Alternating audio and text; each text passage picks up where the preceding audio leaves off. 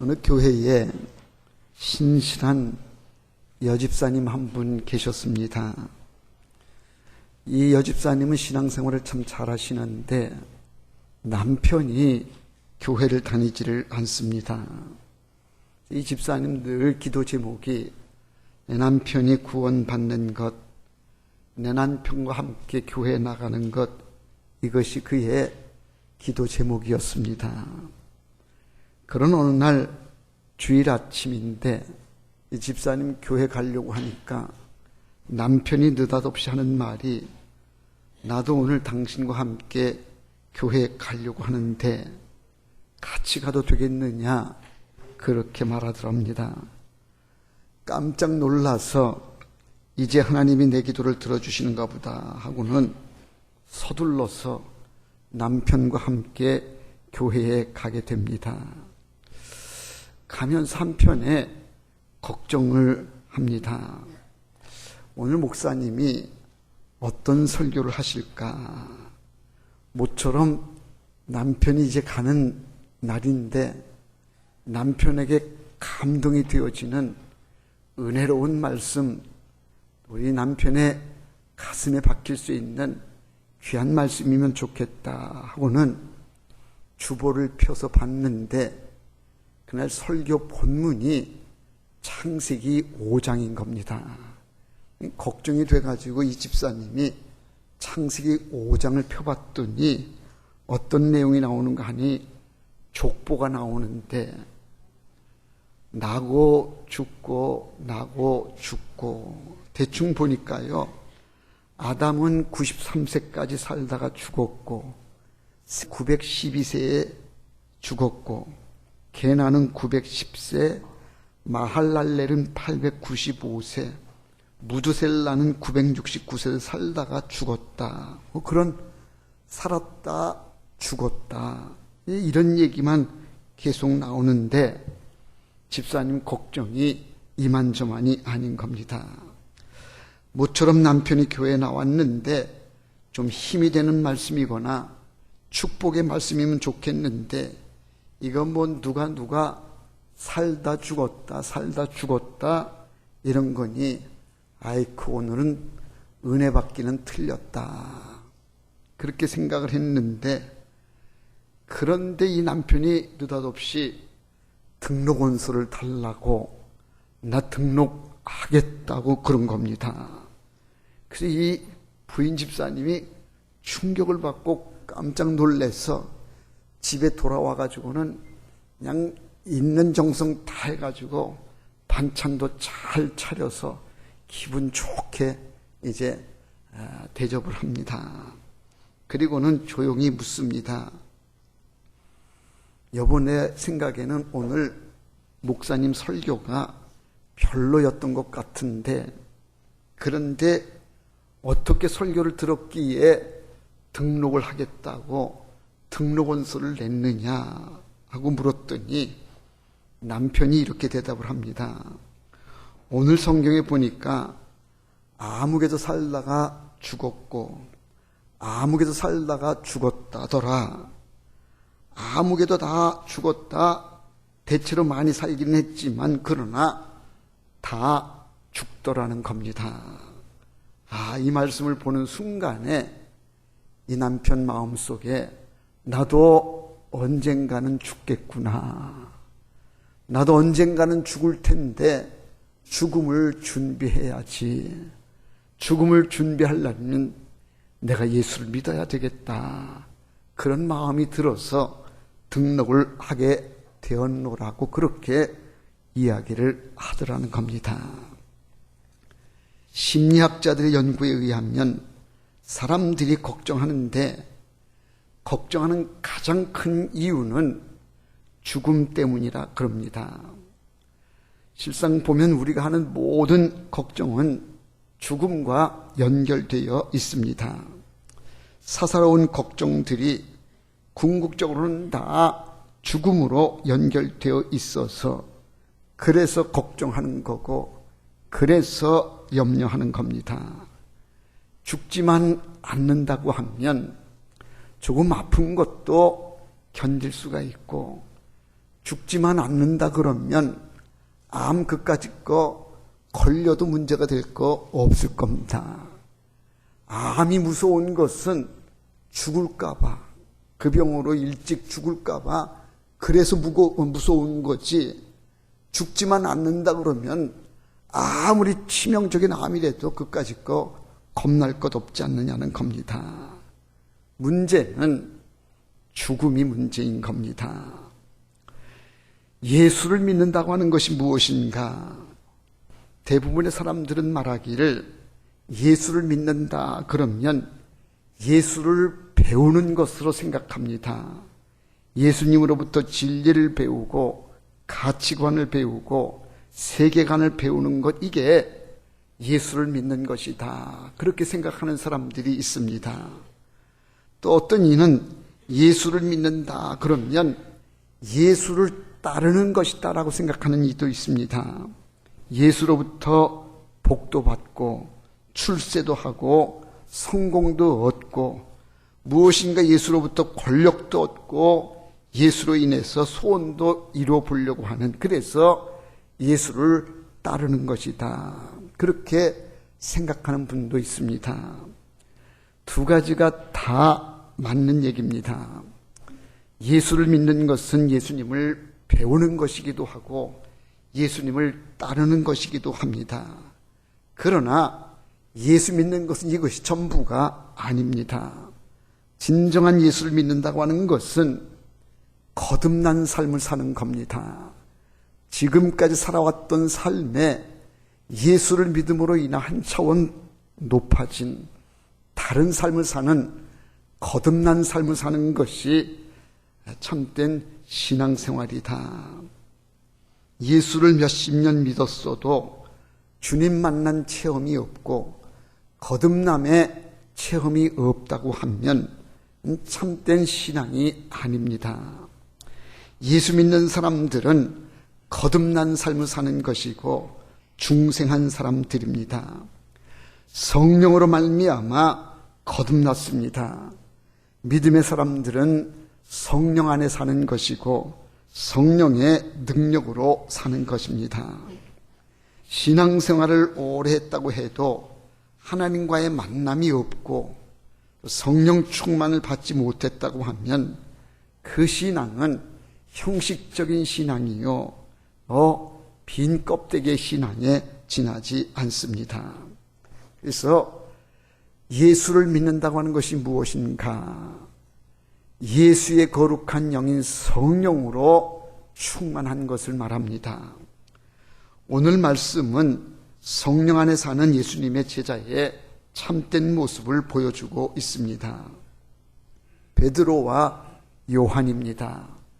베드로와 요한이 지금 산헤드린이라고 하는 공회 앞에 섰습니다.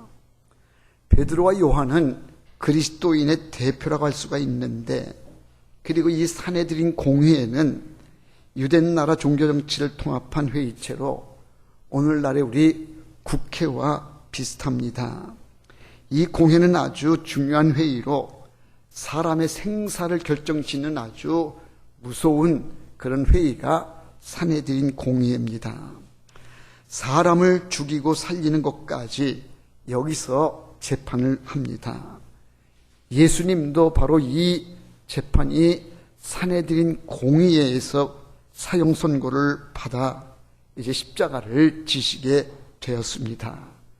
지금 베드로와 요한이 산헤드린 공회 앞에 섰는데 참 무서운 자리고 두려운 자리입니다.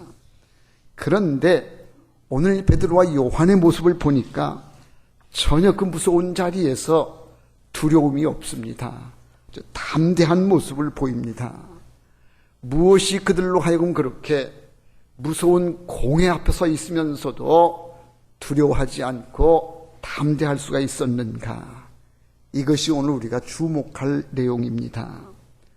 도대체 무엇이 그들로 하여금 그렇게 무서운 자리, 겁나는 죽음의 자리에 담대할 수가 있었는가?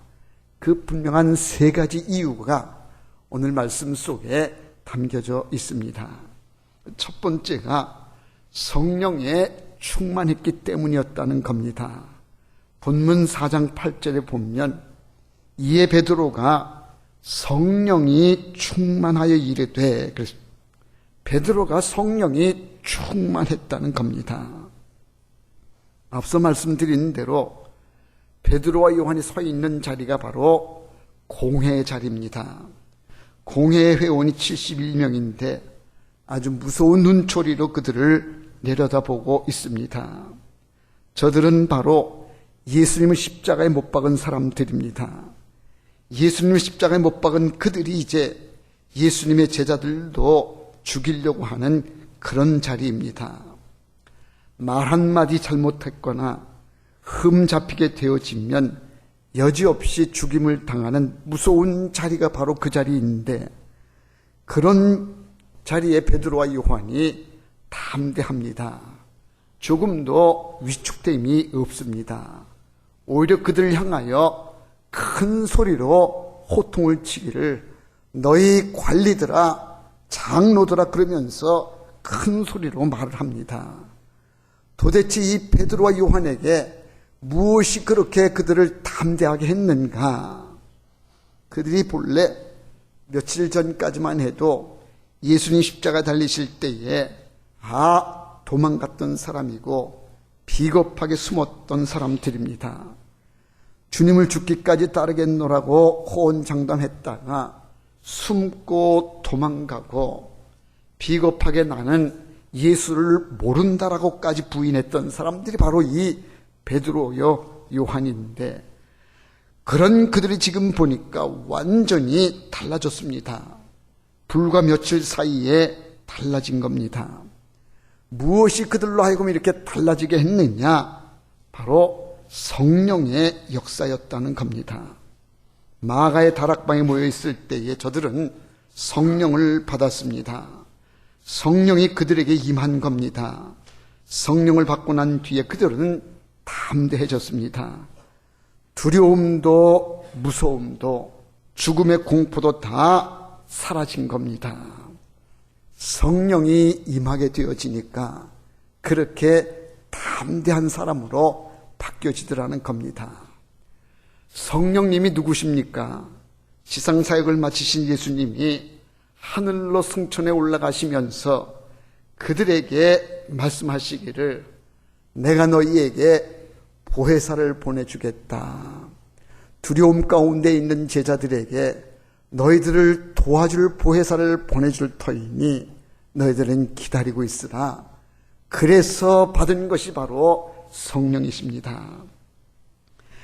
예수님이 보내신 보혜사이신 성령님, 그분이 함께 하시니 두려움도 걱정도 사라지고 담대하게 되어졌던 겁니다.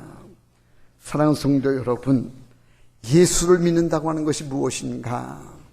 예수를 믿는다는 것은 예수님께서 보내주신 성령으로 충만해지는 것, 그래서 성령의 능력으로 담대한 삶을 사는 것, 성령의 능력 안에 거하는 것, 이것이 바로 예수 믿는 자의 삶인 겁니다.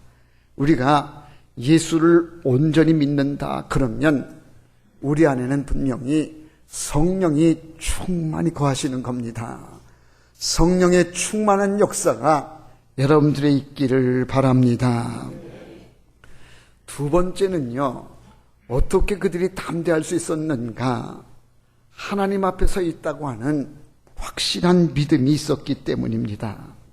본문 19절에 보니까 베드로와 요한이 대답하여 이르되 하나님 앞에서 너희의 말을 듣는 것이라고 그렇게 기록되어 있는데, 하나님 앞에서 너희의 말을 듣는 것이, 그러니까 이 베드로와 요한은요, 공회에 지금 와 있긴 하지만 사람들 앞에 서 있는 것이 아니라고 말하면서 우리는 하나님 앞에 서 있다라고 말합니다.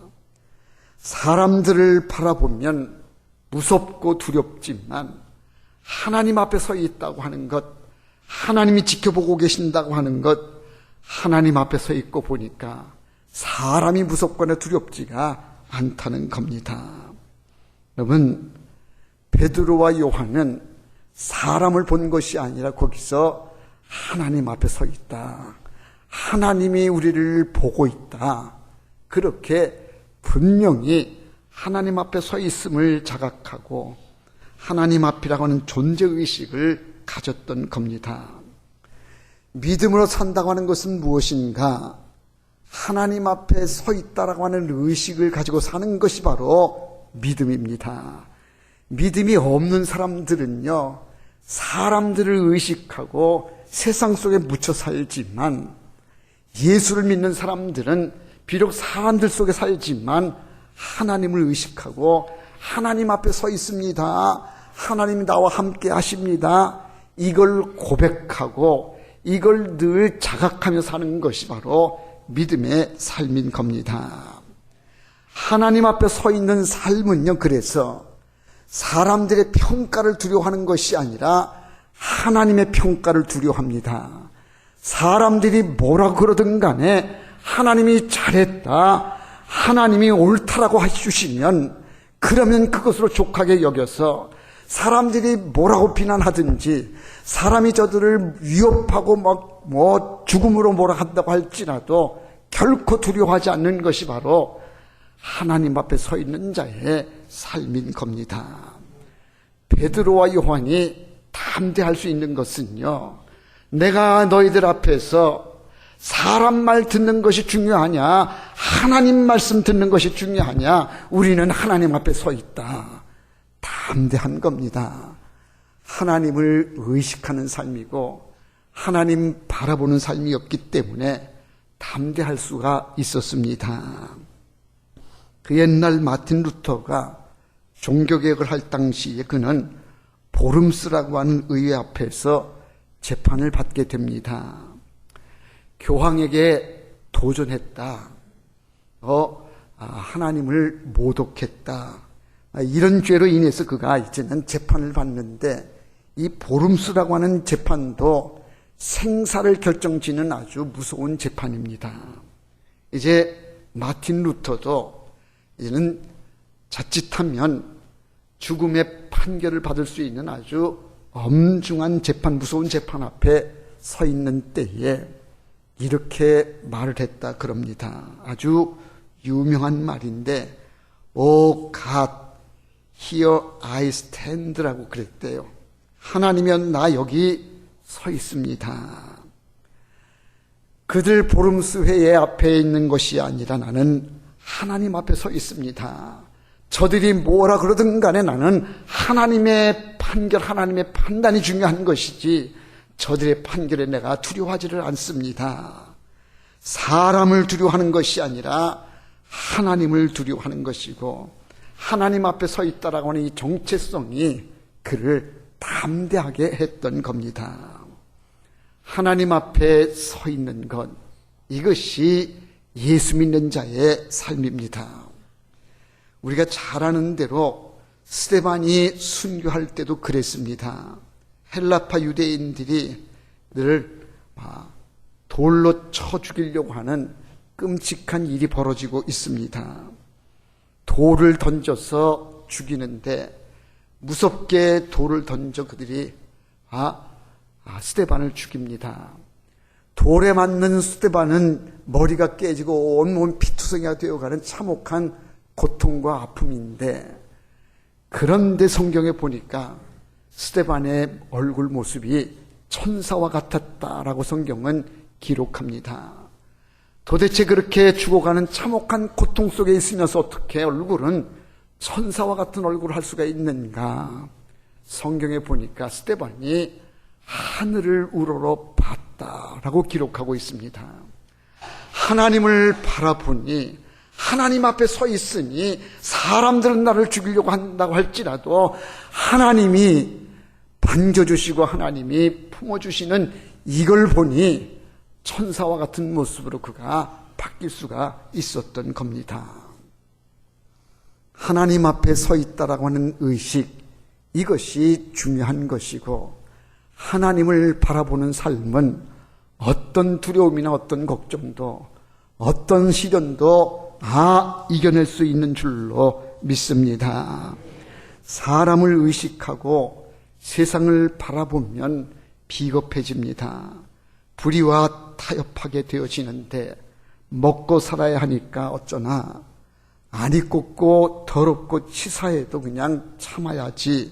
이게 세상 바라보는 삶이라고 하면 하나님 앞에 선 자의 삶은 아무리 힘들고 어렵고 시련이 고통이 있다고 할지라도 하나님의 평가를 중요시 여겨서 하나님이 됐다, 하나님이 옳다 그러면 그것으로 족하게 여기는 것이 바로 하나님 앞에 선 자의 삶인 겁니다.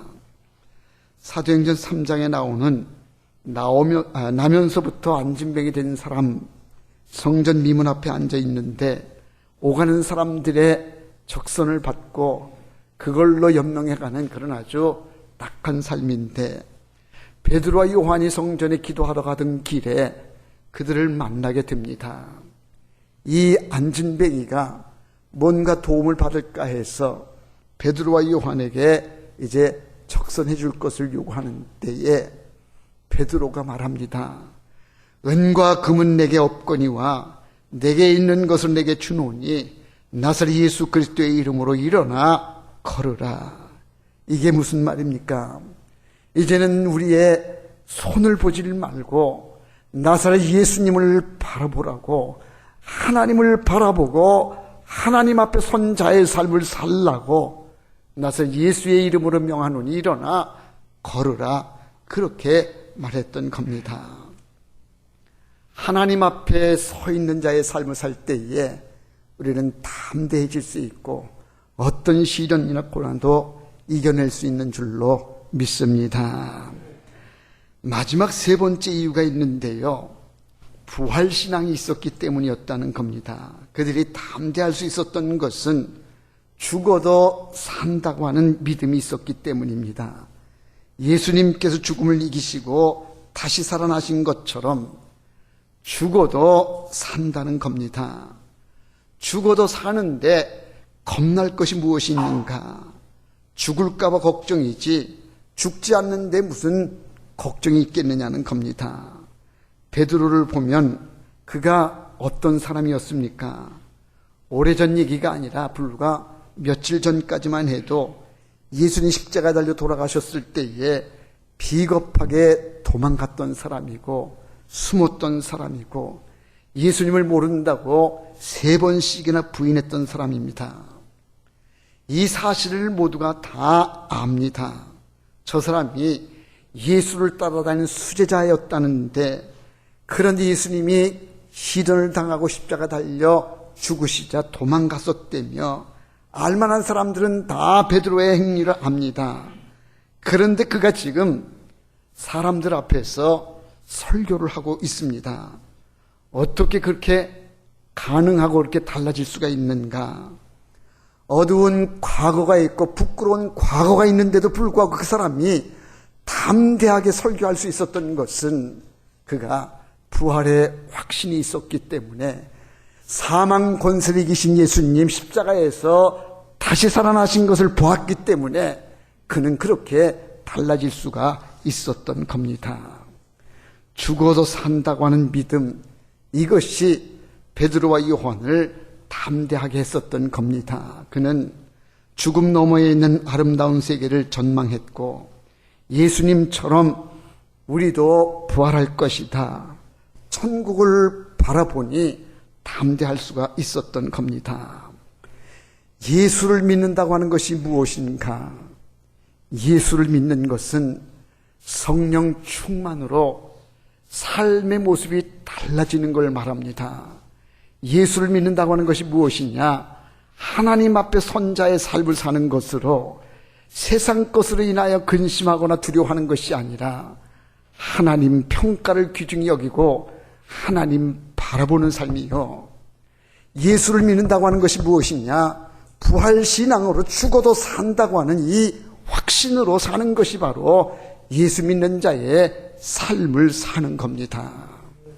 그런데 오늘날 예수 믿는 우리들이 이런 모습으로 살아가고 있느냐는 거예요. 예수 믿는 사람들이 왜 그렇게 근심이 많고 걱정이 많고, 예수 믿는 사람들이 왜 이렇게 무기력하게 살아가고 있는지, 예수 믿는 자의 삶의 능력을 우리가 알고 그 능력 안에 있어야 되는데 이건 다 잊어버리고, 그죠? 예수 믿는다고 하는 껍데기만 가지고 생활은 예수 믿지 않은 사람들하고 똑같은 삶을 살고 있기 때문에 그래서 우리가 이런 무기력한 삶을 사는 것이 아닌가. 예수를 믿으면 성령의 충만을 받아서요, 능력 있는 삶을 사는 거예요. 담대한 삶을 사는 거예요. 우리를 위협하고 우리를 죽이려고 하는 세력 앞에서도 담대하게, 관리들아, 장로들아, 담대하게 큰 소리를 외칠 수 있는 이게 성령의 능력에, 성령의 충만함 받은 사람들의 삶이고요. 하나님 앞에서의 평가를 존중히 여기 사람을 두려워하는 것이 아니에요. 하나님이 나를 어떻게 보시고 어떻게 평가하느냐, 이것 따라서 하는 거기 때문에 사람이 뭐라 그래도 하나님이 됐다 그러면 그걸로 그걸로 족하게 여길 줄 아는, 이게 예수 믿는 삶이 아니냐는 겁니다. 예수 믿는 자의 삶은 죽어도 사는 거예요. 죽을까봐 겁내는 거고, 망할까봐 겁내는 거고, 안 될까봐 겁내서 우리가 이렇게 무기력한 것이지, 죽어도 산다 그러면 아무리 힘들고 어려워도 우리는요, 능력 있는 삶을 살고 담대해질 수가 있습니다. 그런 능력이 여러분들 위해 있기를 바랍니다. 일부 예배 때도 제가 말씀을 드렸는데 이 부분 제가 말씀할 때 막 유난히 막 침이 튀겨요. 예수의 능력으로 살아야 됩니다. 성령 충만한 겁니다. 하나님 앞에 사는 겁니다. 부활의 신앙으로 사는 겁니다. 우리는 능력 있는 삶을 사는 거예요. 담대하게 삽시다 그랬는데도 목사님 설교는 그러시고 삶의 현실은 그게 아니잖아요. 그러면서 여전히 지금 듣는 태도가 걱정, 근심을 그대로 안고 듣고 있어요. 여러분, 예수 믿는 것은 차원이 다른 거잖아요. 성령 충만의 삶을 사는 거고요, 하나님 앞에 사는 거고, 우리는 죽어도 산다고 하는 이 부활신앙으로 사는 건데 이걸 자꾸만 잊어버리고 예수 믿는 능력은 나온데간데 없이 그냥 세상 사람들하고 똑같이 지지고 볶고 그냥 근심하고 걱정하고 먹고 입고 사는데 그냥 매여가지고 이렇게 살고 있으니 이게 무슨 능력 있는 삶이요? 이게 무슨 담대한 삶을 살 수가 있겠습니까? 예수를 믿는 것은 차원이 다른 거다. 여러분, 성령 충만합시다. 그리고 이제는 하나님 바라보며 사는 거요. 하나님이 나를 인정해 주시고 하나님 앞에 내가 바로 서기만 하면 돼요. 사람들이 뭐라 그러든 간에 그건 중요하지 않아요. 하나님이 잘했다, 내가 너를 안다 그러면 그걸로 족한 거고요. 죽어도 사는 부활의 신앙, 이거 중요합니다. 우리는 죽어도 사는 줄로 믿습니다. 이 믿음이 여러분들 위해 있기를 바랍니다. 예수를 잘 믿으시고요, 예수 믿는 능력의 역사가 여러분들 위해 늘 충만하시기를 주의 이름으로 축원합니다. 기도합시다. 사랑 많으신 아버지 하나님, 예수를 믿는다고 하면서도 왜 우리는 이렇게 무기력하고 나약하고 걱정 근심이 많은지 모르겠습니다. 예수를 믿으면 성령으로 충만해지는 것이고, 예수를 믿는다고 하는 것은 하나님 앞에 사는 것이고, 예수를 믿는다고 하는 것은 죽어도 사는 부활의 신앙으로 사는 것인데, 다시 한번 이 믿음으로 서게 해 주옵소서. 예수를 잘 믿는 우리 모두가 되게 해 주시고 담대하게 해 주옵소서. 능력 있는 삶이 되게 하여 주시옵소서. 예수님의 이름으로 기도하옵나이다.